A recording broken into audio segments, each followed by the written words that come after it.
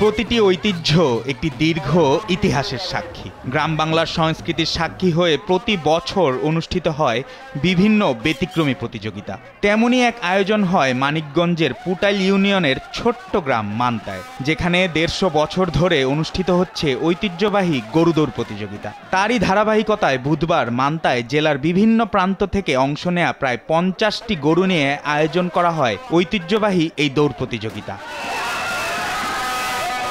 হযরত কানু শাহ প্রামাণিকের ওরস উপলক্ষে আয়োজিত এই প্রতিযোগিতায় সকাল থেকেই মানুষের ঢল নামে মান্তা গ্রামের মাঠে। শিশু থেকে বৃদ্ধ, স্কুলের শিক্ষার্থী থেকে পেশাজীবী সবাই মাতেন গ্রামীণ আনন্দে।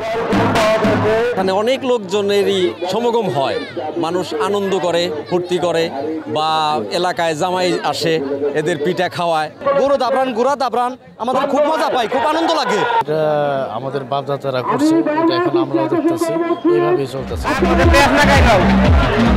গরু দৌড়ের উত্তেজনায় সরগরম মাঠের চারপাশ। প্রতিযোগিতায় অংশ নেওয়া প্রতিটি গরু যেন এক একটি চ্যাম্পিয়ন। মালিকরা নিজের প্রিয় গরুদের নিয়ে মাঠে নামেন সর্বোচ্চ প্রস্তুতি নিয়ে। দৌড় শুরু হতেই গরুর খুরের ছন্দময় শব্দ, দর্শকদের করতালি আর উল্লাসে মেতে ওঠে পুরো মাঠ। এবারের প্রতিযোগিতায় প্রথম স্থান অধিকারী গরুর মালিক পেয়েছেন একটি টেলিভিশন। দ্বিতীয় ও তৃতীয় স্থান অধিকারীদের দেয়া হয়েছে মোবাইল ফোন। বাকি অংশগ্রহণকারীদের হাতে কলস তুলে দেয় আয়োজকরা। প্রতি বছর আমরা গরু এবং ঘোড়াদের প্রতিযোগিতা দিয়ে থাকি। এবার একটি ভিন্ন আঙ্গিকে করেছি।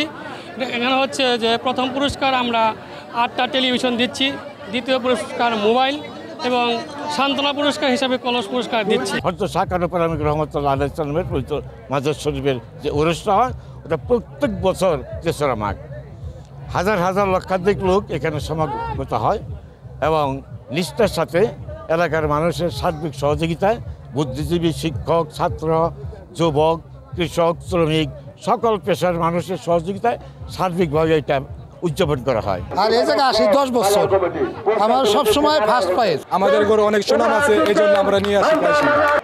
গ্রামীণ ঐতিহ্যের এমন আয়োজন যেন নতুন প্রজন্মের কাছে একটি বার্তা। প্রতি বছর এমন আয়োজন হোক, প্রত্যাশা স্থানীয়দের। জুবাইর নূর, স্পোর্টস ডেস্ক, দেশ টিভি।